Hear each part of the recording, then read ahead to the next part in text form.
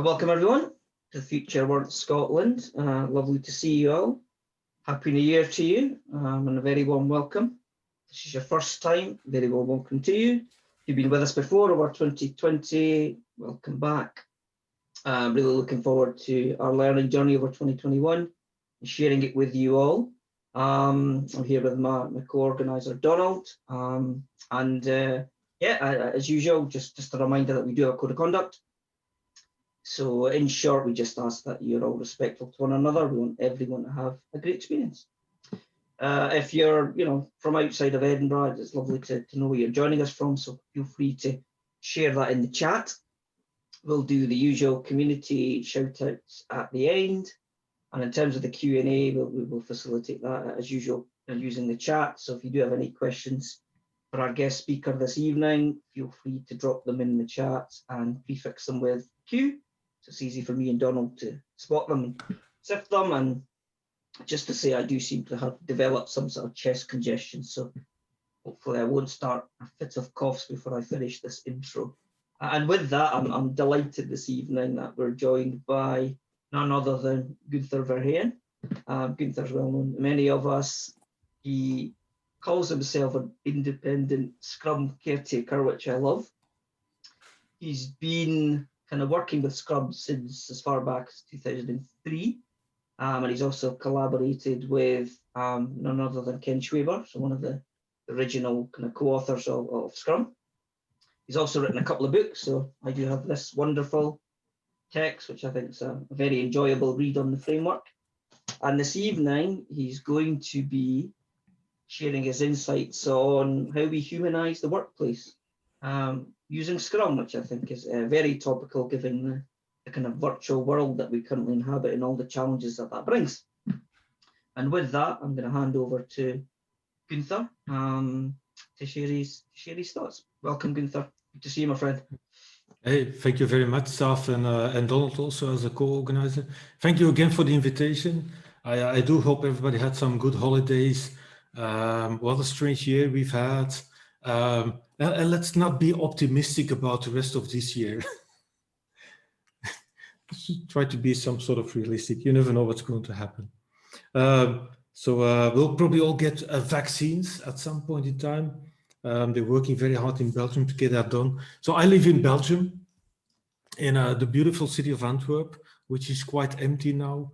Probably as empty as Edinburgh is, like where South lives, or maybe London. I don't know. I see people from a lot of places, so really, really great. So I'm really happy because I'm kicking off sort of the new year for the future of work with the topic of humanization. I believe it couldn't have been more spot on, because probably it's sort of my belief that the future of work is probably in humanizing the workplace or rehumanizing the workplace, as you wish. I've also made a little preparation to take you guys through that. If you have any questions, please put them into the chat window. I'm probably not going to be able to look at it, but at least Sat and Donald as facilitators will have a look. And if they see some really, really cool question popping up, they're absolutely free to try to gently interrupt me and get some question in. I'm not too big of a fan of Q&A sessions by the end, because that is waterfall thinking. First speaking and then Q&A. Let's mix things a little bit, like, you know what, like concurrent engineering or concurrent development and iterative incremental thinking. So let's try to live that a little bit. So humanizing the workplace with Scrum. Let me share what I've prepared. So really grateful to be here. I don't know if anybody saw that, but Donald also showed the book that we published last year, the 97 things every Scrum practitioner should know. Donald had it as a Christmas gift, and he doesn't seem too unhappy over it. So it must be something good about it. So you might want to have a look. So I hope you all can see my screen. So we're now virtually in Edinburgh somewhere, which is beautiful. I've never been there in real life actually. So hopefully someday I'll be able to go there. Seems to be a really beautiful city, beautiful castle, right, Sav? And if I'm not mistaken, sort of also the financial heart of Scotland, where all the big banks and insurers and whatever companies are, right? So must be a wealthy city too. So the perspective for me to this talk is what it means to humanize the workplace, meaning it's sort of my view on things, what it means for me to humanize the workplace with Scrum. And sort of in another way of looking at it, sort of that people aspect of Scrum, or the people perspective to Scrum. So let me go into that a little bit. And like Sat rightfully said, I started calling myself at some point in time a Scrum caretaker. I added independent to that afterwards. And that's sort of a reflection what the thing you see here. I've got, it's a little box I have, a little wooden box. It's here in my home office. It's next to my door, meaning I look at it regularly.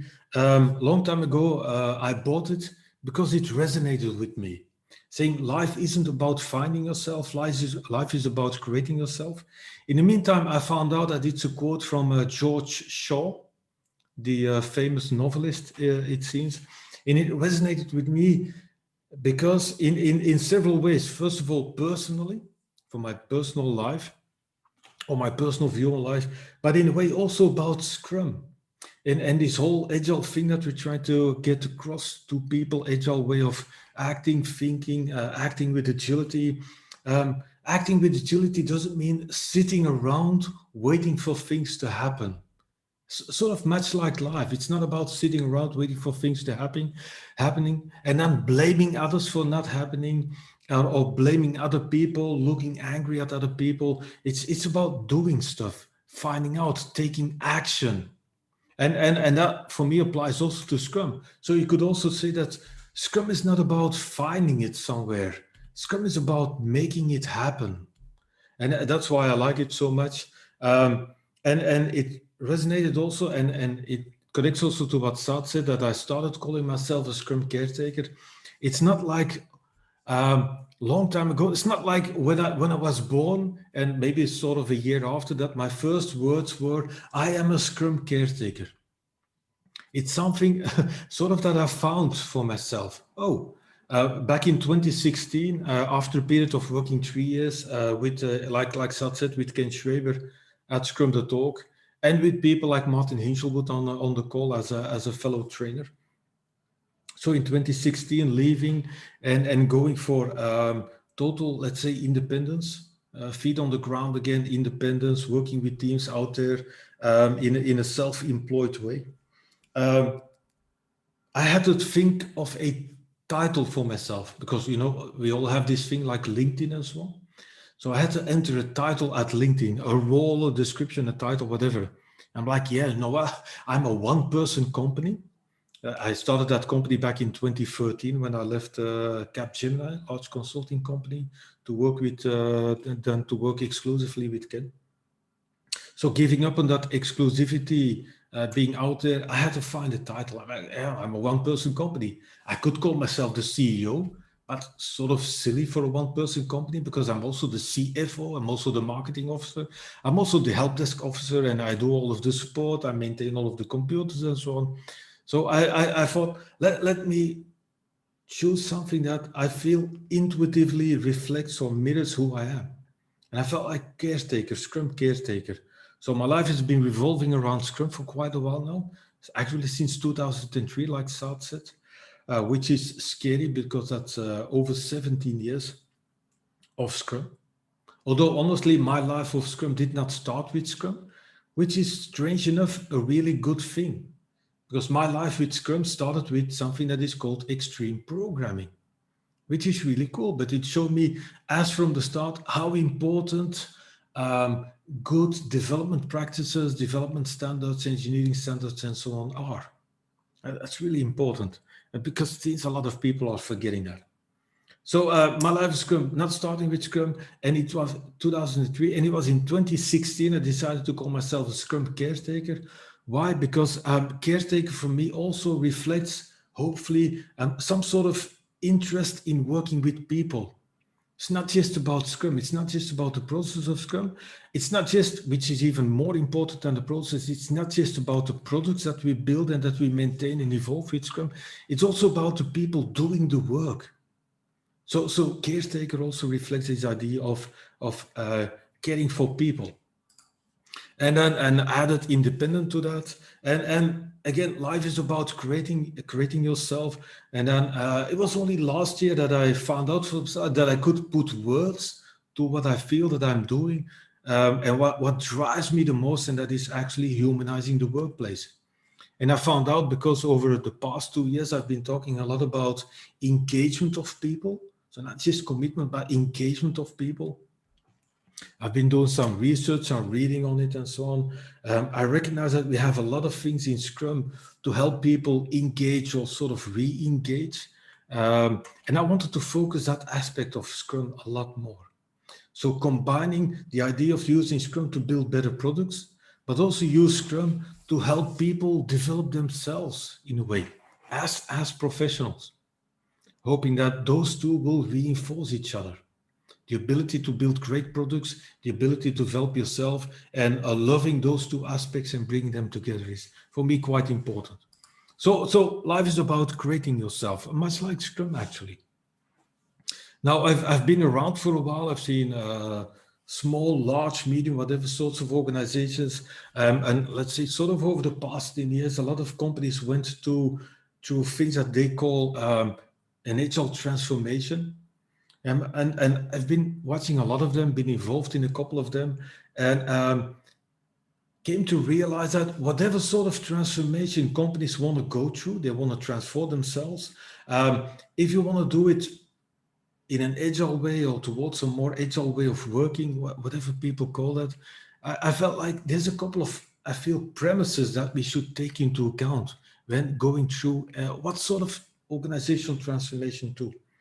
And again, my love to work with people starts with the fact that, you know what, we go into companies and we've got all those beautiful agile coaches going into company and thinking that they're supposed to be telling people that they should be agile.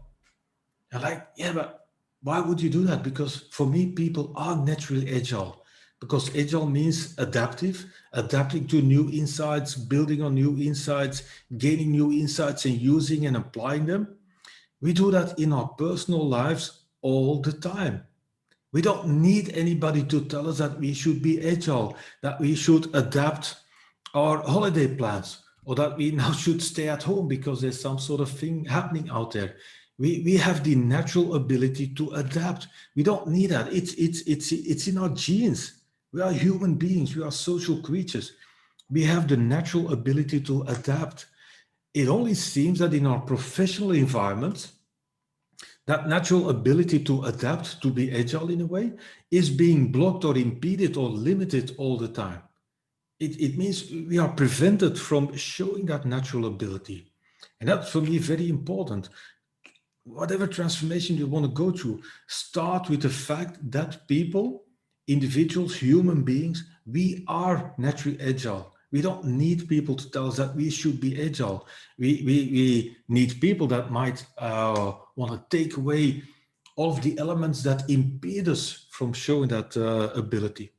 And then any organization, a healthy organization, for me, should be applying processes, whatever you want to call a process, that are building, that are founded, rooted, that are building on that natural ability of people to be agile, to adapt. So in that sense, whatever process you wanna use, it should build on that natural ability of people to adapt. And then on top of that, whatever structures you have around or connecting your processes and so on, it should build on that process that in itself builds on that natural ability. And that's for me very important. And that's, again, it starts with people. All things Agile, also Scrum, starts and ends with people. And that's for me very important. Now, one of the better things of the whole COVID crisis that's coming over us is that last year I had a lot of sort of free time suddenly. engagement being cancelled and classes being cancelled and so on. So I used that about a year ago, and in April started writing a paper, which is called Moving Your Scrum Downfield, trying to describe the 6 characteristics, sort of essential traits that make Scrum work beyond just the artifacts and so on. And in writing that paper, I used a definition I made up for myself of Scrum, calling Scrum a simple framework that enables people to derive value from complex challenges. Now, that's in itself already sort of on the edge of being a little bit overly complicated, but for me, it's important because it has 4 essential aspects. And the 2 first aspects in my definition is, first of all, Scrum is a simple framework. It has a limited set of rules, which is quite essential if you want to tackle complex problems and complex challenges. You can't tackle complexity with complexity. It's sort of sad, like what we just talked about. This meetup used to be called Scaled Agile. Well, it's a bit of a problem with a lot of Scaled Agile solutions, whatever frameworks, that in the end, you'd end up tackling complexity with complexity. Guess what? The result is pure chaos. It doesn't work. That's why you need simple rules. Now, that's something for a different aspect, but sort of simple or simplicity to tackle complexity. But the 2 other aspects for me that are really important, it's sort of, first of all, it's about the goal. It's about value. The goal is to derive value, to increase value, your ability to create value. So the goal is value. And who's doing that? It's people doing the work. We've got people in Scrum teams. We work with people. A lot of certainly the software that we create is used by people. Our stakeholders are people, managers are people, human beings. So value and people. And for me in Scrum, that's what I want to talk about today. They're more closely connected than a lot of people think. So let's start with value first. Now, value, and that's very important, and that seems to be a very difficult thing still to grasp. Value for me is a very different driver than volume is. Volume is doing more. It's quantity. It's more features. It's quicker on the market. More. So volume is more. It's sort of that velocity sort of type of thinking. Yeah, creating more output. Where value for me is more like the outcome of your output. You have to produce output, yes, but it's the impact you have with your output. That is for me value. So think outcome versus output. You need output, but the real purpose of Scrum is to look at the outcome you create with your output, or the outcomes of your output. So I remember a long time ago, when working at Scrum.org, and probably Martin Hinshelwood, who's on the call, will remember this. I think it was about 2013 and 2014. Ken Sherwood and I, we worked on something that we called Agility Path. We wanted to help people, management people, also executive people, leaders, Scrum Masters, Scrum teams, whatever. We want to help them go through this thing that people often call a transformation. And we wanted to do it the Scrum way, meaning doing it with sprints and so on. But one of the purposes also was to get people's focus away from performance of the teams. How are you performing? How much are you doing? What's your velocity? What's your estimates? Tasks and again, volume.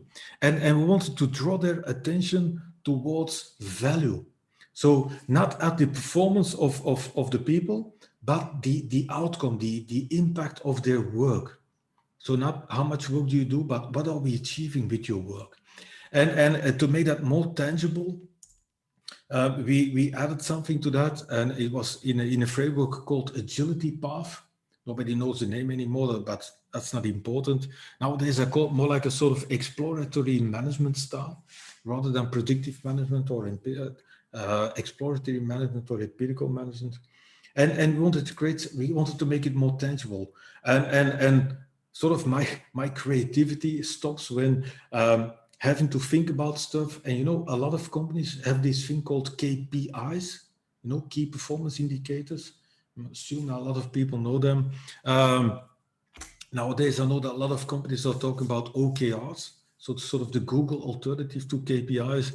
But in the end, a lot of companies still use it as KPIs, meaning not as indicators, so the I, but more like targets, hard-coded targets, leading to wrong behaviors of people starting to lie and so on. So it loses the effect of being an indicator. So I wanted to replace the KPI things with something that I called KVI, so key value indicator, indicators of your ability to produce value. Well, sort of the idea. And what were those key value indicators? So we had identified sort of three areas for them, which I think nowadays is still called KVAs, key value areas, probably.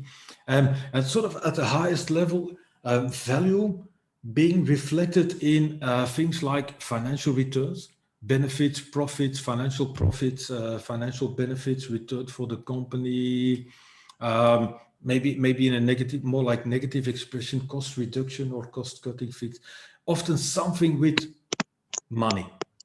Yeah, and then often also very important, we are doing this for certain types of people, meaning consumers, users, end users, buyers or so, but at least consumers or customers.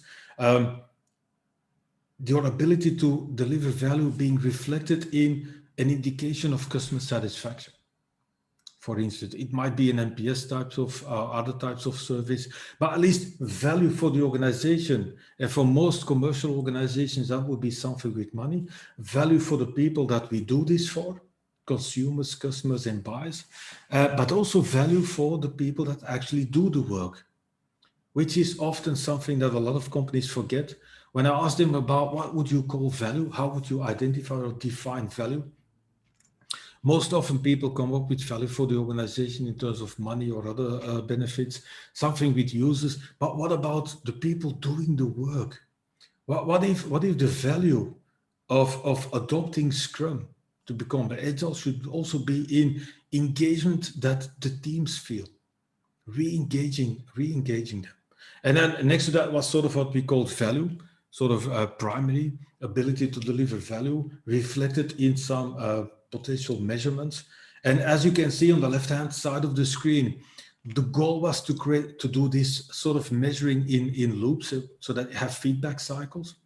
And at some point in time that you can create some sort of trend lines and so on, just making sure that keep it to being an indicator, not a target. It's not an objective. It's something that should give you an indication of your actual situation. And next to that, we had things like your ability to maintain value. Imagine you would have a high value. And I always take a strange example of a long time ago, Microsoft, certainly in the 90s. I should be careful because we got Martin Hinshelwood on the call, but something Microsoft long time ago, they had high returns, were making a lot of money, but probably customer satisfaction and maybe team engagement weren't too brilliant. And that is still not a sustainable way of working. But imagine that you would have a high return, high customer satisfaction, maybe even high team engagement.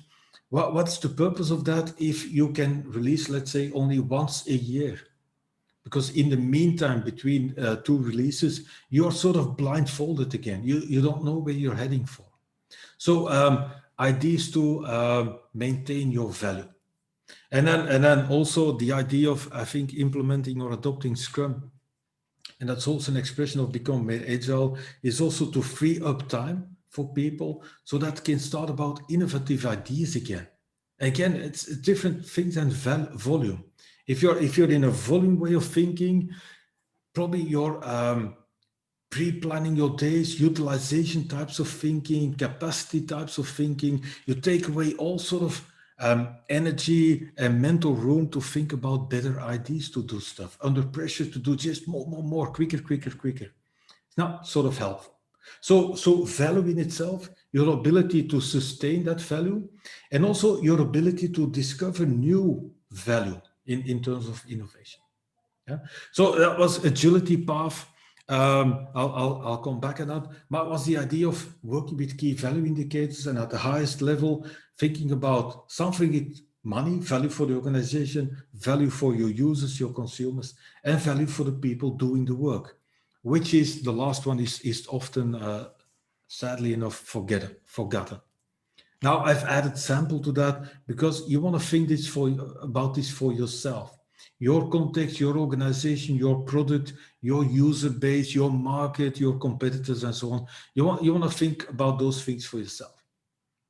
I'm much into the principle sort of idea of creating feedback loops and then helping people figure out what are we going to measure, what would be good indicators for ourselves, maybe something with value, and then figure out for yourself in your context what would be important. Now, that was sort of about value thinking. I'll come back on that. And then the second topic of tonight is sort of the people aspect. So value and people. And we'll come back on how those are connected. Now, what I see these days, what I feel is happening, it's been happening for a while. So been working with Scrum for 17 years now. Scrum itself has been around for 25 years. That's quite a while. And I believe if there's something that we've achieved in those, let's say 25 years, so not just me, but certainly in the 17 years, is that we got people away from pure predictive thinking, predicting, let's say, roadmaps in all possible details for 3 years ahead of time, and get the idea of iterative incremental thinking, a little bit emergence and so on, or what we call in Scrum the empirical process, so empiricism. Making progress based on inspection and adaptation rather than pure prediction. Now, I feel a lot of organizations that I go to visit, they're getting the idea of that sort of process aspect of Scrum, the empirical process or empiricism. They're getting that idea a lot, but the people aspect is still so much underrated. So Scrum is so much more than just a new process. It's a lot of aspects with people in that.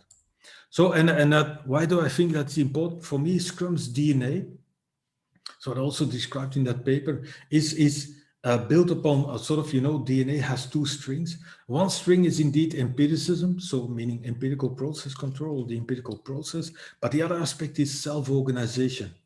And it goes back to the roots of Scrum already in a long time paper that, I don't know whether you know what it's called, the new product development game, 1986, talks about self-organization. It's in the Agile Manifesto. The best things emerge from self-organizing teams and so on. So empirical process control, but combined with self-organization. What I see with a lot of organizations, they're getting the process thing because that's sort of, let's say, more cold. That's process. Oh yeah, that's following a process, that's following steps, that's doing stuff according to some sort of, let's say, minimal, but still some sort of cookbook. But what about within that process, going for self-organization? That seems to be very difficult. So I do hope that at some point in time, who knows, might take another 17 years of my life, but I hope that sometime we can meet again and see, you know what, that first sort of couple of decades of Scrum, a lot around the process, but see what we have achieved now in focusing more on the people aspect of Scrum. Now, we have good reasons to focus on the people aspect of Scrum and engagement, because, and that's how I ended up talking about this so much. A couple of years ago, I was asked to write an article for a magazine in the Netherlands around performance in an agile environment. So I called it Performance in the World of Scrum. And I looked up some research, and this was one of the things I found from the Gallup Institute, so a US-based institute, doing every so many years some surveys around the world, quite a large scale, checking in with people, the workforce, employees, about their level of engagement. Now, and that seems to be sort of very scary, because I live in Belgium, that is Western Europe. For the time being, the UK is also still Western Europe, by the way. You might have left the EU, but still Western Europe. I've seen some people, I've seen June Long, you're from Canada. But it seems that at least in Western Europe, and you can look up your own region, it seems that only 10% of the workforce indicate that they're really engaged for the company, believing in the company, coming to work in good spirit, inspired, enthusiastic, motivated, engaged. Only 10%. That is awfully low. It means from a company of, let's say, 1,000 people, that's only 100 out of those 1,000 people really coming to work enthusiastically motivated and engaged. And it seems that in Western Europe, 71% of people say, well, sort of what I call the sort of couldn't care less attitude. Well, you know what, as long as I got my salary or my paycheck by the end of the month, I'm fine. Probably sitting a lot of time on the desk, sort of 9 to 5, not nowadays sitting at home, 9 to 5, but sort of looking their watch and wanting to go home as quickly as possible and do something that they really like. And even more scary is that 19% in Western Europe, 18% across the world on average, 90% in Western Europe of people say that they are actively disengaged, meaning what I call negatively engaged, actively working against the company, working against colleagues, fighting conflicts, negativity, all day, sort of all day long. That is scary. It means on average across the world, 85% of employees say that they're not engaged or actively disengaged. That is huge. So there are good reasons to focus on people and the engagement of people, because the engagement levels of engagement are very, very low. It has awful effects, like people wanting to leave the company all the time. People also, that's what these statistics are about. People even wanting to leave the region, want to go live and work somewhere else. You know, I'm going to assume that for a lot of countries you will recognize this. Burnout is a real problem. Long-term illness is a real problem. Certainly in where I live in Belgium and a lot of companies that I see in the Netherlands. And looking up some figures, this is a global problem. So it has a lot of negative effects. So when I think back of what we tried to do with agility path and try to get people to think in terms of value, and just at the highest level, financial value, or let's say value for the organization, value for consumers in maybe expressed in or mirrored in things like customer satisfaction, and value for the people doing the work, it seems that we have a lot of room for improvement in team engagement. So if you're going to work with value, and you want to think about indicators of your ability to create value, you know what? Forget financial returns for the time being. Keep measuring them, but don't focus on them. In a way, forget customer satisfaction. Keep measuring it, but don't focus on it. No, go all in and try to increase team engagement, because it has 85% potential improvement. There is not a single other indicator that you can sort of increase with 85%.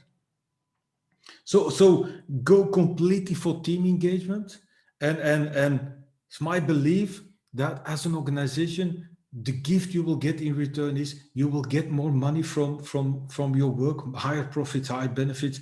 Customer satisfaction will increase. Imagine that you could increase team engagement within your company from 10% to 20 to 30 to 40%. People doing a good job because they want to do it, because they believe in it, because they believe in quality, whatever, which is all connected. So, and that is for me so important. So value and that team engagement, so important and so intertwined and connected. And Scrum has a lot of ways to work with to increase engagement of people. I'll come back on that. Now, this is a smaller survey, the results of a small survey. It's by the Boston Consulting Group. It's smaller in terms of countries. It's only 5 Western countries and then China. It's a lot smaller, but still I like it because I just recognize this from practice. So what has the Boston Consulting Group been doing? They've been asking people in a management position about their future, their dreams, their hopes, their whatever, their satisfaction, their, in a way, their engagement. And they have found that only 37% of people currently in a management position, so a real, let's say, hierarchical management position, only 37% of them say that they still wish to remain a manager at some point in time. And people that are being managed in that way, only 9% of them still aspire to become some sort of manager. So engagement with the workforce might be low, but engagement with a lot of managers is also really low. And the biggest dissatisfaction is the fact that they all have to implement decisions that are imposed on them. It feels like they can't really make their own decisions. They just have to implement decisions. I don't know whether you recognize this, but it seems that we've been very good in creating companies with a lot of layers, sort of pyramid structure with a lot of layers. And the only thing we do is from one layer to the one under that layer, we just impose decisions. And we do that all the way down. And who's the biggest victim? You know, the 10% engagement of teams. Because they're at the bottom. They can't impose pressure on and decisions on other people. And which is also scary is that a lot of managers say, you know what, I have to do this because it's the only way to get a higher salary. It's the only way to grow in terms of status, maybe, I don't know, a bigger company car and so on. And then people, if you're familiar with that, this brings us to the topic, and I'll come back on that, to extrinsic motivation.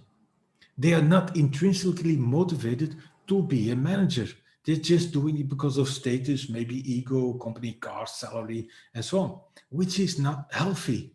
Again, people. So it's not good for the teams. It's not good for managers too. Now, there was a good thing about this survey. They didn't check in just with people currently in a management position about how they currently feel about their job.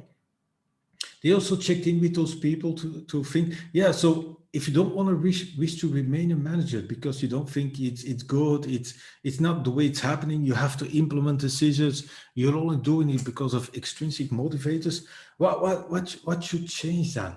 What should management ideally be about? And those people brought up a sort of top 5 of aspects of what management ideally should be about. Meaning it should be about helping team members develop themselves, develop their skills, give them feedback so that they can develop their skills, eliminate obstacles, facilitate teams through problems and over blockages and over hindrances and so on. Setting goals, giving people goals rather than tasks and instructions, making decisions rather than having to implement decisions, and help people and teams develop, give them meaning, goals, and try to motivate them. And this felt like, wow, this is really cool, because this is actually Scrum. I don't know whether you recognize those 5 things. You can map them to the accountabilities we have in Scrum. So let me quickly go into that, because in Scrum we've got these accountabilities: product owner, Scrum team, Scrum master, and they're quite clear accountabilities. And we've always said in a world of Scrum, the sentence, I don't know if you still remember this, moving authority down the line. Well, those people actually in a management position, in a way, without knowing it, probably they're saying that you should do more Scrum, because in Scrum you've got a product owner who's going to help people. Is not going to instruct people, who's going to help set goals, who's going to set direction, have a vision for a product, optimizing the value delivered. It's somebody who's going to help in that regard. We've got a Scrum team creating done increments, self-organizing themselves, self-managing themselves. Nobody telling them how to do that. It complements the accountability of a product owner. And we've got a Scrum master. Well, it's eliminating obstacles. That sounds a lot like removing impediments, helping people develop, giving people feedback, making sure that people know how important feedback is, iterative incremental thinking, through the Scrum process. So in a way, that sort of 5 ideal things that management should be about, they are in the Scrum roles, the Scrum accountabilities that we have. And if they can really build on that as on themselves as a sort of self-organizing unit, self-organizing ecosystem, in a company that is now built up of hierarchical layers and structures, they will grow new relationships with stakeholders within the company. Again, stakeholders no longer about imposing decisions. No, it's helping them, giving them sort of additional feedback with regards to strategic directions of the company and so on, rather than imposing decisions on them. And then also grow different relationships with consumers. So in a way, people currently in a management position say, well, you should be enacting the accountabilities of Scrum, because That sounds a lot like those top 5 abilities. It's about helping people develop their skills, giving them feedback, create meaning, setting goals rather than giving instructions. So in a way, we have that in Scrum. And a long time ago, back in 2014, I wrote this thing when I talked about the role as a Scrum Master in a blog note of mine, calling Scrum Master in a way a manager, because Scrum Master, facilitator, coach, teacher, challenger, whatever you want to call it, change agent, give all those funny names, in a way that is a way of managing. But not just the Scrum Master is a manager, a product owner is a manager of the product. The teams manage themselves. And you have those 3 domains of management, they complement each other.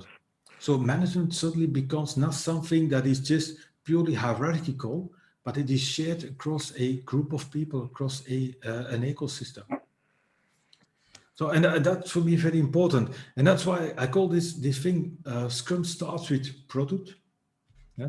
So you organize around a product, you have a product owner for that, you have one or more Scrum teams building increments for the product, you have Scrum Master or Scrum Masters to facilitate that, growing new relationships with stakeholders and consumers. So you want to use Scrum to grow a sort of ecosystem around your product. It's what I call a product hub. It's not a hierarchical system. It's not a linear system. There's nothing like with linear hierarchy or whatever you want to call it. It has a number of roles. It's got people working together. There are agreement standards. I explicitly added amicability to that. Let's keep it human also. And that's important. So grow Scrum, use Scrum to grow an ecosystem around the product, which is then based on that idea of moving authority down the line, which is actually what it sort of builds in agility, flexibility into your organizational structures. So people are naturally agile. Scrum for me is a process that builds on that natural ability of people to adapt, because Scrum does no more than setting some sort of minimal structure, a minimal set of reminders for people to regularly perform an inspection so that they can identify and perform adaptations.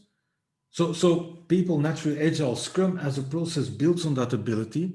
The big challenge is that to rethink our structures so that they build on that process of Scrum, which in itself builds on that natural ability of people to adapt. And we have some work to do.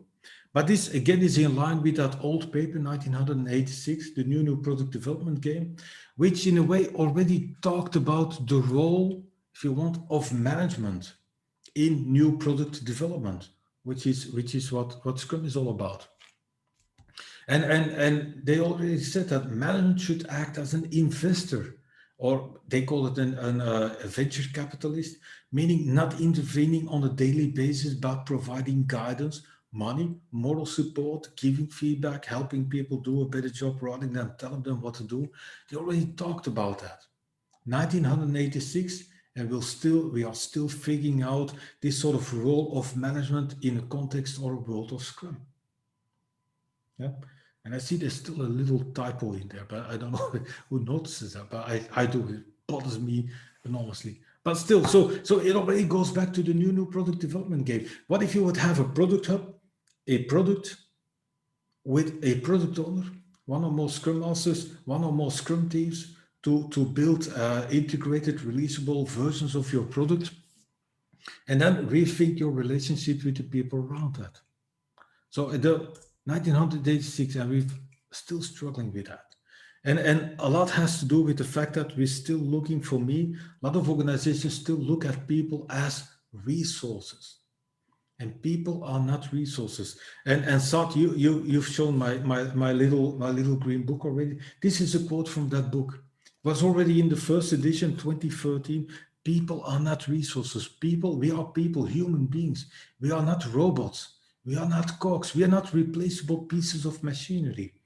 People are just what we are, people, human beings. We've got feelings, we've got emotions, we've got sentiments.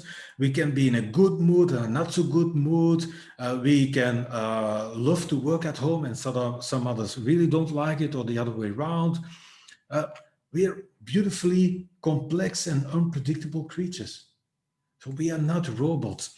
It seems sometimes that a lot of organizations think of a team like, oh yeah, that's like a sort of machine, right? If within the machine, one piece drops out, has a depression, a burnout, whatever, no problem. We'll just replace it with a compatible piece of machinery. That's not how it works.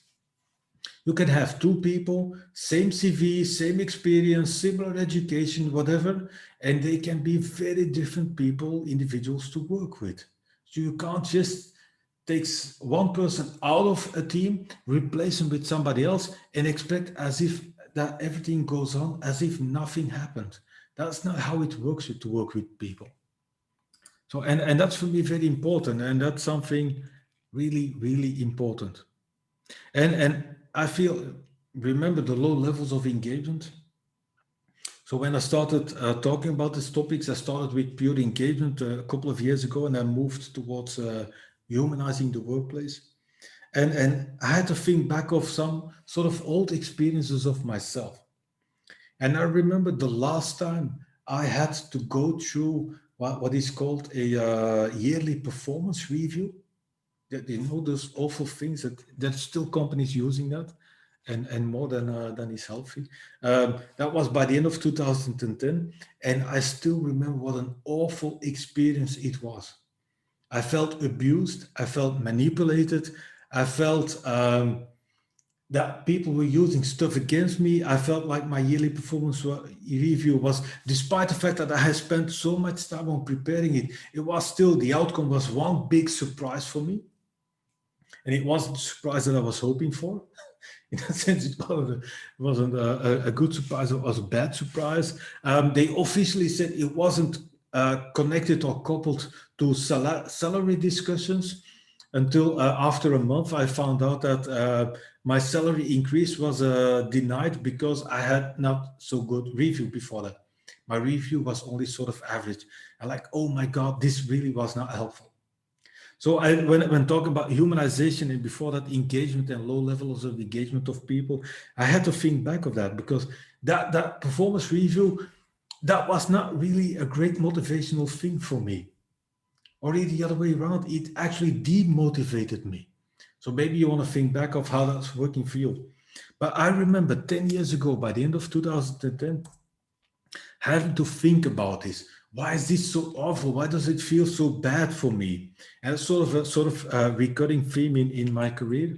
I, I I I felt like I felt intoxicated. That was an environment that left me with a feeling of being intoxicated. It wasn't motivating me. It was intoxicating me. And maybe I'm overly sensitive to those things. I don't know, but I felt like this is intoxicated. So and then I also started looking back at all of the other experiences I had in my work life.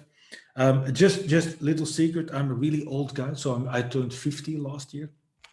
That explains the gray beard and so on. So I started working. So I graduated back in 1992.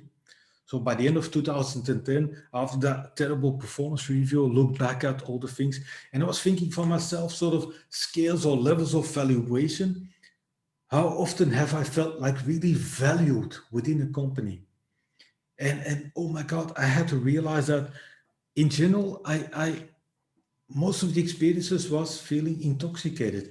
Sometimes I felt tolerated, like, okay, you can be around, but be quiet and so on, which is sort of impossible for me. Sometimes I even felt appreciated, but I've never really felt motivated by my environment, by my managers, by my companies, by my organizations to really go for it.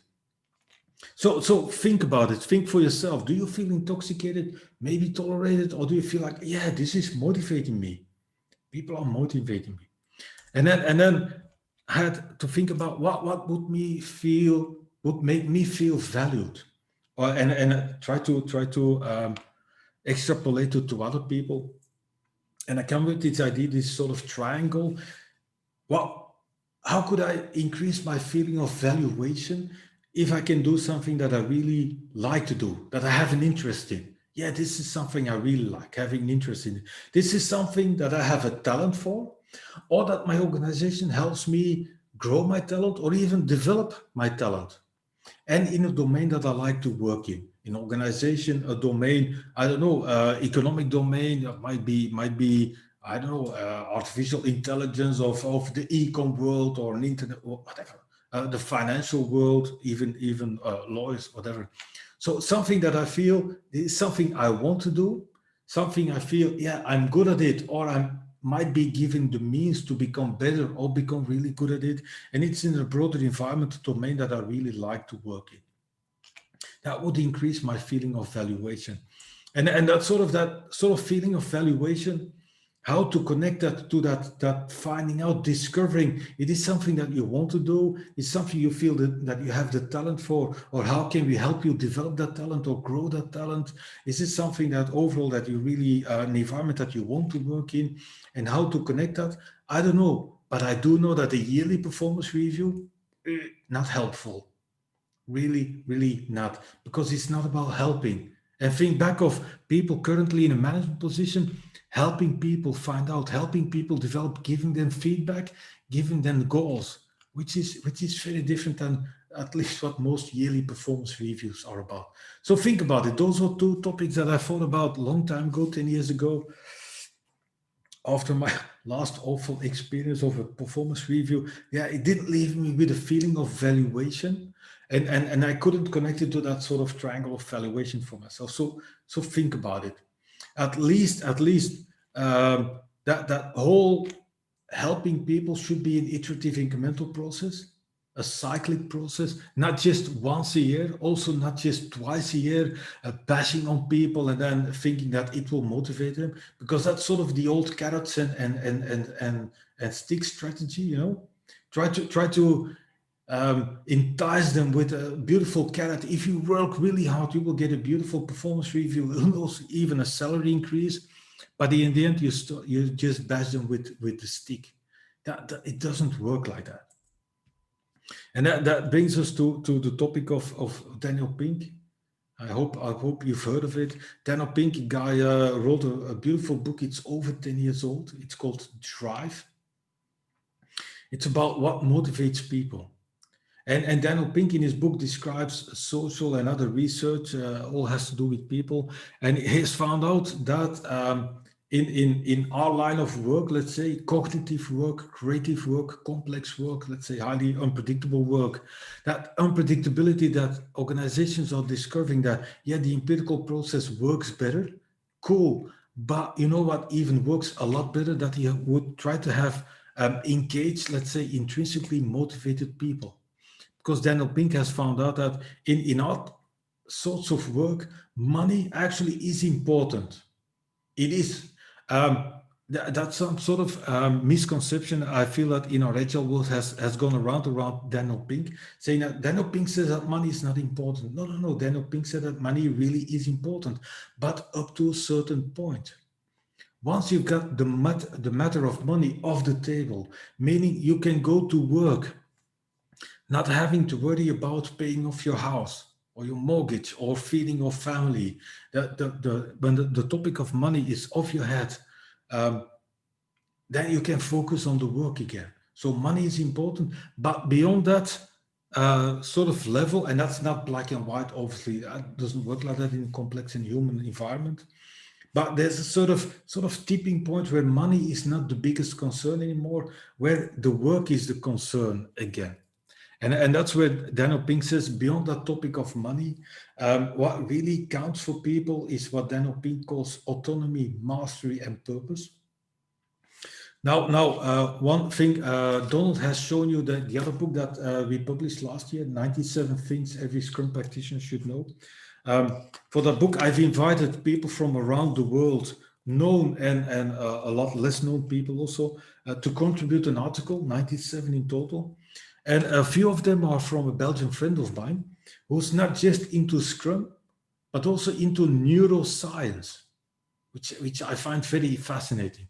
It's too difficult for me to grasp, but I had really great conversations with my fellow here in Belgium. And we also talked about Daniel Pink. And I said, you know what, Gunther, Daniel Pink is absolutely right, but it's a little oversimplified. it's a little bit more complex than what Daniel Pink says. First of all, we said let's talk about competence rather than just mastery. Get sort of mastery sounds like more better. I don't know. Let's just call that competence from the neuroscience, and also purpose. Maybe a better term that we talked about is about relatedness. So having the feeling that you can relate to things that are happening that your organization is doing. And next to those three topics of Daniel Pink, let's also talk about what is very important for us people. And that's ingrained in our brains, in our genes, in our whatever, our DNA, whatever. It's human. We like certainty.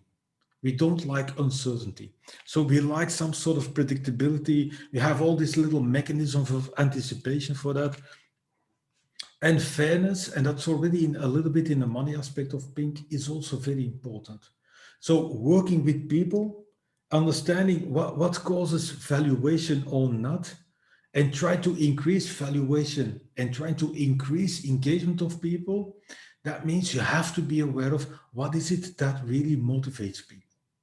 Are they still concerned with money? Yes, no. And if no, what really? Autonomy, competence, relatedness, certainty, and some sort of sense of fairness, being fairly paid compared to your colleagues, compared to the market, and so on. And certainty is also this great thing. In a lot of large organizations I've seen, Scrum was just used as an excuse to sort of restructure or reorganize.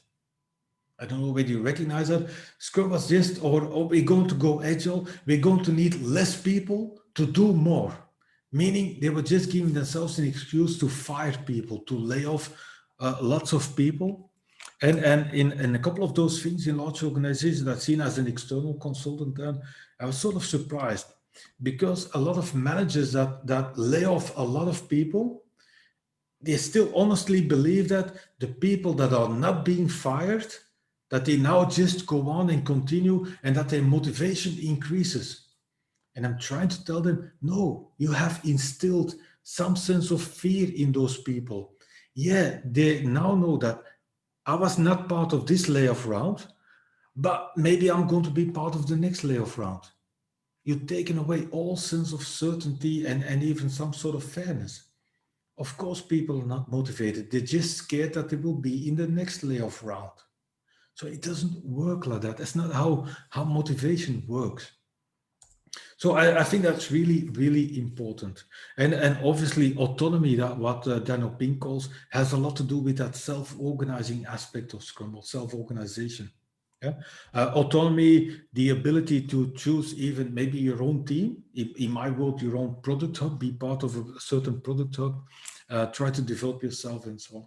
So self-organization, again, next to empiricism, then the other aspect of Scrum's DNA, which needs, I believe, a lot more attention to increase engagement, to increase a sense of valuation of people. Yes, Sat, we had a question.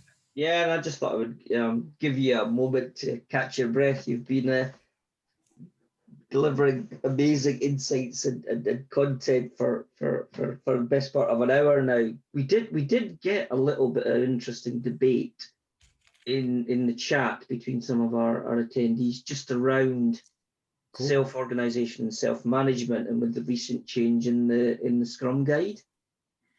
And I think a few people were quite keen to hear your thoughts around the introduction of the idea of self-management versus the idea of self-organization. And given you nicely brought up that slide, I thought it would be a nice segue back to that conversation. Yeah, cool. It's also a great segue to my next slide. Well, there we go. Sometimes magic happens. So thanks, Sat. It's as if we planned it that way. Yeah, that's good. So I've got the original thing here, just so you get a view. So Martin's chipped in as well. So I think we're interested in. I just want to get I'm doing a bit of scroll. Oh, here we are. So just wondering why the Scrum guide changed self-organization to self-management, if self-organization is part of the DNA of Scrum. Yeah. Well, good question. First of all, that's how I represent Scrum's DNA. God goes back to the new product development game. It goes back also to the Agile Manifesto. So I believe self-organization is very important. I don't know why they changed it. I have no idea. I can have a sort of clue, but I'll keep talking about self-organization. And the way I interpret at least that changes is in the following way, and it's represented over here. And by the way, this picture I've been using this for several years, so it's not like I made it up for to explain the new Scrum Guide. What I use this picture for is self-organization starts for me, what I've been calling for quite a while now, several years, starts at the level of what I call self-management or self-managing. Meaning in a negative way, a manager-led organization or a manager-led team or a team that is being controlled by a senior developer telling everybody what they should be doing, or the PMO telling everybody what they should be doing following some sort of prefixed plan or whatever. That is manager-led in general. That is not self-organization. It doesn't work. It's not helpful in a creative, complex environment where we have to put all our brains together, figure out stuff together, deal with a lot of uncertainties or unpredictable events like maybe people falling away, people becoming sick, a COVID crisis sweeping the planet, things not working out the way that we planned them, and so on. That's why we don't follow the plan. That's why we apply empirical process control. Now, empiricism works a lot better if we don't tell people what they should be doing sort of on a daily basis. So for me, self-management is for me the minimum level of self-organization. So it's a way to express self-organization. And by the way, the funny thing about with the term self-organization, so we've been using it since the days of the new product development game. Look it up in the English dictionary. It doesn't exist. So the word self-organization doesn't exist. That is not a noun. It does exist as a verb, meaning to self-organize. But self-organization itself as an English word doesn't exist, which is for me cool because it means we can give it meaning ourselves, which is good. So self-organization for me starts at a minimal level with self-managing teams, meaning a team figuring out who's going to do what within the sprint, at what point in time. They figure it out for themselves. Nobody external to the team tells them who should be doing what at what point of time within a sprint. And again, that goes back to the new product development game. Management and other people outside of the team, forces outside of the team, they do not interfere in how the team works. They work from the outset of the team. In Scrum terms, that means they might be visiting the sprint review, so the boundaries of a sprint, but not within the sprint themselves. It's what I call self-managing teams, meaning a team that figures out what to do within the sprint and who's going to do that. Nobody tells that for them. Now, what I've been observing with certainly the last large organization that I worked with, it was in the Netherlands, so it's a large insurance company. And I've been working on and off, so I work I like to do coaching on an on-demand basis, so sort of let people ask to be coached. So, and I was working on and off with 15 teams. So regularly at their request, visiting a sprint review or a sprint planning or sometimes sprint retrospective and so on. And what I've noticed over a period of time from those 15 teams, some of them were really starting to fly. They were really, really taking off, really motivated, finding each other, getting to know each other better, gelling more as a team, finding their motivation, working well together.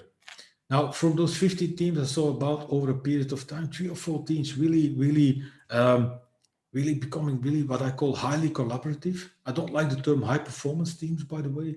I like highly collaborative teams. So really starting to collaborate and performance surfacing as a result from their high levels of collaboration. Now, every single of those teams went back down again.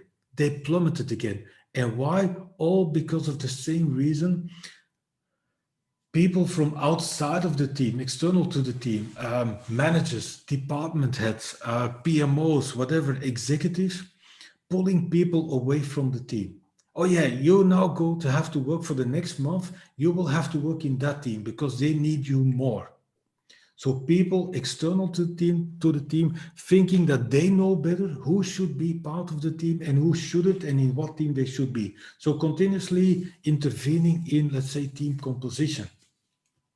And again, that was for me sort of the proof again of my point of view that I try to reflect here, that for me, self-designing teams is actually really important. If people working as a team can organize, manage their work within sprints against the shared goals of creating releasable increments of their products no later than by the end of the sprint, if they can do that, that means they also have the skills, the intelligence, the creativity to know what skills do we need in the team, what skills do we no longer need in the team, and how to deal with that. And again, our role is to help them do that. So beyond self-managing themselves, I believe that teams can also be self-designing, meaning maybe at the start of an initiative, design themselves within the boundaries of Scrum, because designing, composing a team, that's a complex challenge. How do we deal with complexity? Again, self-organization and an empirical process, iterative incremental, so a couple of iterations. So self-design, if people know how to organize their work within sprints of 2 or 3 weeks or 4 weeks, maybe often 2 weeks nowadays, that means those people also have the intelligence, the insights, the knowledge, the understanding of what skills do we need, what skills do we need more, what skills do we need less. And that's what I call self-designing teams. And I like to believe that with the Scrum Guide update, they wanted to make very clear that Scrum starts with self-managing teams. The difficulty for me, I think, with the update is that for me, self-organization doesn't necessarily stop with self-managing only, which might be the danger. Now, off the record a little bit, one of the things that we have found difficulties in explaining self-organization, and I believe they wanted to make it more clear by changing it to self-managing. But honestly, I just felt that we have replaced one term that we cannot really explain really well, and we replace it with another term that we still cannot really explain very well. So I don't know whether that's really progress, but still. But I think it was, I hope it was intended to make clear that Scrum starts with self-managing teams. But you don't have to stop there. And I've seen team plummets again because they weren't self-designing. They couldn't decide that, no, you want to pull that person away from our team. No, we are going to need them. Yep. So does that help, Sat? Yeah, I think so. There's a nice ongoing chat in the chat. So that's Okay, good. cool. It's nice when everybody kind of chips in and supports each other. How are you doing time wise? I'm just conscious we've got 15 minutes left. Yep. We Yeah, absolutely. a Yep. time box, so let me know if you're okay, and we could take a few Yep. questions. Got time. Yeah, I'm still fine. I think let me work towards the end, and I will go into a couple of more questions. Yeah. But I hope this helps. So I've been using this picture for several years now. I personally I like the term self-organization. It's such a powerful term. We can give it meaning, and you can take it in very different directions and up to 7 different points. Yeah. Well, what I just wanted to close the session with is to share from that same research from the Gallup Institute that focusing on people and people's engagement really, really helps. Because they have found that in companies, a part of this survey, companies with high levels of engagement compared to companies with low levels of engagement, that the outcomes of those companies were a lot better. In terms of, and again, think in terms of those high level key value indicators, business outcomes, something with money, profitability, benefits, whatever for the company, consumer or customer outcomes, something with customer satisfaction. Those two aspects in companies with high levels of engagement were a lot better, meaning higher sales, higher productivity in terms of the ability to do more, higher profitability, and better customer metrics. But what is even more important, again, in terms of think back key value indicators, team engagement, employee outcomes in traditional terms, lower absenteeism, and a lot lower turnover, people not leaving the company, people not falling sick, people not suffering from burnouts or long-term absences, people not wanting to move to another team, another department, another organization, or even another uh, country. Yeah. And in physical work, less safety incidents, so less injuries, less problems. So higher levels of engagement really work. Therefore, my message, focus on increasing team engagement and you will have better business and customer outcomes. Yeah. And that's in that sense, and that's sort of last part of the message, closing the loop, literally. Closing the loop is important in what I called agility path of that, or that exploratory management of value. So try to get people to think not in terms of team performance, but in terms of value. What is the impact of your work? Not how much work do you do, but what is the value that we can derive from your work in terms of business outcomes, consumer outcomes, and team outcomes? Have key value indicators for that, measure that regularly so that you have see trends and you have more uh, measuring points in place so you can see trends and trend lines and patterns. And then that's not everything. What I said a while ago is in Scrum, inspection without adaptation is pointless. It's an act of futility, meaning just inspecting your value and your outcome that's not good enough. You have to do something with it. That's why it's a closed loop. It's a Scrum loop actually. So measuring is inspection. What is the adaptation? Is helping teams better. At the sprint review, the goal should be to start with the question, how much value has this team potentially created in this sprint? And what can we do to help the team create even more value in the next sprint or the next couple of sprints? Over volume-based discussions or volume-oriented discussions. And that's again, this is how can we facilitate change in an organization as leaders, leadership managers, whatever, scrum masters, and people for themselves. And for me, the answer is clear. Humanize your workplace. Create an environment that people can really self-organize, self-design, self-manage, whatever you want to call it, work in sprints. Think about valuation, think about what motivates them. Is this something you want to do? Is this something that you're good at? What can we do to help you become better at it?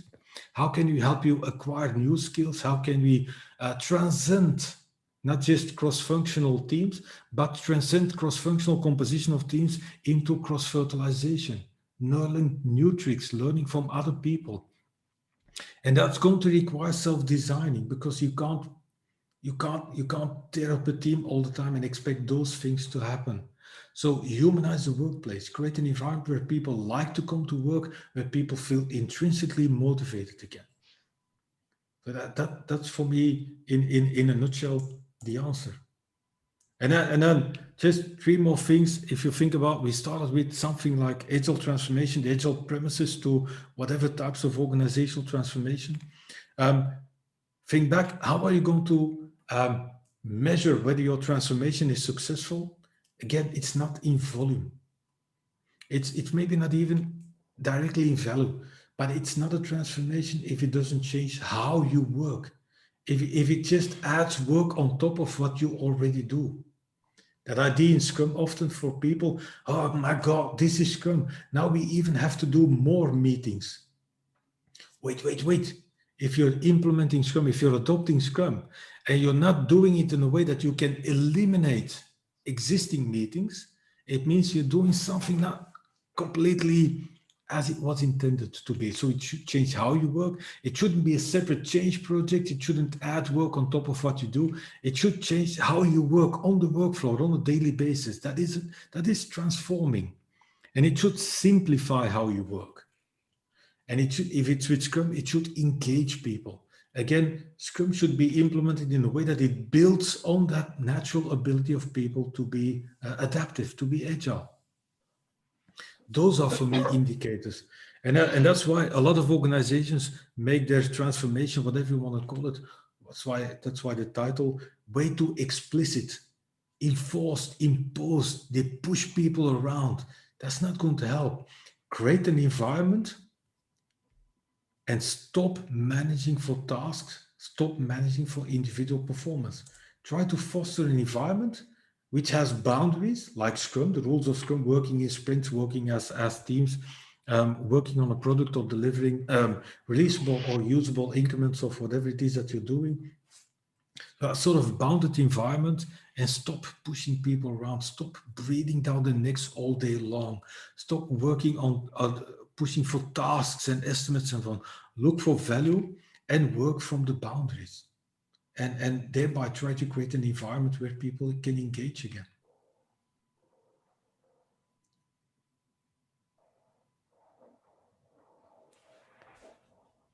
Wonderful. I like. Is this a good way to? Yeah, that was an excellent point to finish there. No, that was lovely. Brilliant. We've got about 9 minutes, so I think we probably have a huge amount of time for questions. Just give me enough time to wrap up. There was an interesting one which might be nice to hear your thoughts on, Gunther, which was around. You talked earlier about your own sort of horrendous experiences with the performance review process, the end of year review process, and somebody asked, I've got it here, I think. So do you have any sort of suggestions around alternatives to that? So what would you suggest an organization replaces that with? Not just eliminate it. At all. Yeah, don't do it. Work in a totally different way, meaning, again, work from the outset, work from the boundaries. In Scrum, you have a sprint retrospective by the end of every sprint. So by the end of a sprint, there's an opportunity. So when I talk to people, what should we do at the retrospective? So at least at the retrospective, talk about two aspects. Did you create a potentially valuable increment? Yes, no. If yes, what can we do to make it even better? If no, what could we do next sprint to actually be able to do that? And also talk about team engagement. How did we feel as a team? How was working together as a team? Maybe figure out why the same person is always late by the end of the daily Scrum. So by having that little retrospective moment by the end of every sprint, you have an opportunity to capture stuff and what is working, what is not working, and do something about it. So and use that and make it sort of an ongoing, a regular thing. You don't have to replace it with other stuff. And it's certainly not a performance review. And then work with Scrum Masters as one of those sort of modern managers, capture that feedback, then work maybe with things like HR, come up with a new term for HR because humans are not resources. So think about a new term for the department. And ask those people to sort of work with teams from a more facilitating attitude. And one of the biggest things when I talk about stop managing for individuals and individual performance, that's one of the aspects that is a problem with performance reviews. Complexity, creative, difficult, unpredictable problems, nobody can tackle them on their own. You need some sort of teamwork. So at least you won't have some sort of team aspect in that sort of ongoing self-development process of people, that sort of whatever you would call review. So we'll at least have to tie in some sort of team aspect. But I believe there's a lot of large companies even that are totally eliminating performance reviews. It doesn't motivate people anyhow. It motivates some people, but for me, it doesn't work. It's sort of like deadlines. I know that some people work really well under deadlines. I paralyze under deadlines. I can't stand them. I perform a lot better without deadlines. So why would you go for that one sort of way of working, one way of thinking, and impose that on people? It's like you say, just the eliminate it. deadlines don't motivate, right? So they don't motivate, so they don't get the engagement because you're not motivated by the concept of a deadline. Yeah, no, absolutely. No, brilliant. I am going to call it there on the questions, unfortunately. We've got about 5 minutes, gives me enough time just to wrap it up. But people can, if they've got other questions, they can reach out to you. Yeah. Is there other ways to do you want to? How can people reach you? Is there stuff on your site? Because you blog, you share quite a lot of content. Do you want to say a little bit more about coming up? So last year I participated in about 30 of these sort of online meetups. And whenever I get one of the recordings, I'll put them on my YouTube channel. I write a lot on my blog, so yeah, have a look. And you recently released a paper as well, didn't you? I kind of saw something on LinkedIn you posted. It was I just kind of treatment of it was kind of like the history of Scrum a little bit, wasn't it? yeah. That's right. It's something I did a while ago. It's called this is a paper. That's it. Yeah. Yeah, I called it Scrum: A Brief History of a Long-Lived Hype. Just building the idea a little bit that Scrum is 25 years old. So let's stop calling it a hype. Something that's 25 years old is no longer a hype. But it's also the idea, look at the past to help us think about the future. I believe with Scrum, we've got a bright future ahead of us, but there's so much untapped potential in Scrum. Certainly in the people aspect, the fact that it's all about human beings and engagement.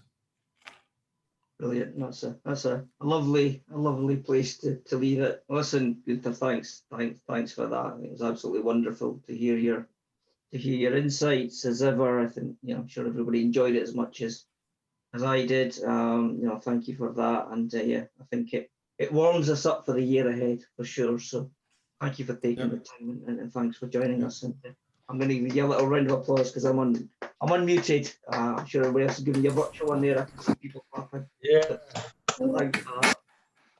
And yeah, it was great to have Martin on as well. I know you know Martin, and I think we've also been joined by Tobias Mayer as well this evening. I don't know if Tobias is still on, so that's wonderful to have the three of you on, and Martin and Tobias. I'm still here. I'm listening. Hello, sir. Good to see you.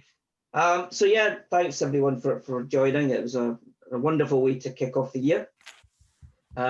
Just by way of a few updates for you, we've got a lot of great stuff coming up over the next few months. Donald and I have been busy building our event program for 2021. So in 2 weeks' time, we'll be joined by Miles Hopkins, who's somebody I've got to know very well through the Agile 20 Reflect Festival. So he and I are both trustees of that. So he'll be joining us next week to talk about, not next week, week after, talk about business agility. So that'll be a good one to look at for. So he's joining us from South Africa. And then after that, we're into Feb, and we'll be doing 2 events in support of the festival, Agile 20 Reflect. So I'm really chuffed about that. And our first one is a panel discussion, which Tobias is one of our panelists, alongside Joanna Rothman, Lisa Atkins, and Dan Vacanti. So that promises to be a special evening. I'm sure there'll be a lot of great chat and debate. So I look forward to that. And then 2 weeks after that, we are hosting Natal Dyke, who's going to do a session for us on her work in the space of Agile HR. So you've got that to look forward to as well, which should be great.